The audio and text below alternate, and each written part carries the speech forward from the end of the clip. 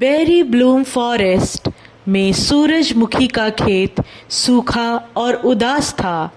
बोबो, बेरी, पिप, मोमो और नींबू ने झुके हुए फूल और उदास मधुमक्खियां देखी।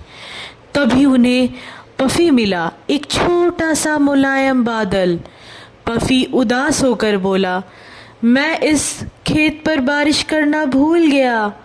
लेकिन बोबो बेरी ने प्यार से मुस्कुराकर कहा, कोई बात नहीं, हम तुम्हारी मदद करेंगे। फिर सब दोस्त पफी के साथ खेत तक गए। पफी घबरा रहा था। उसने पूछा, अगर मैं बारिश नहीं कर पाया तो?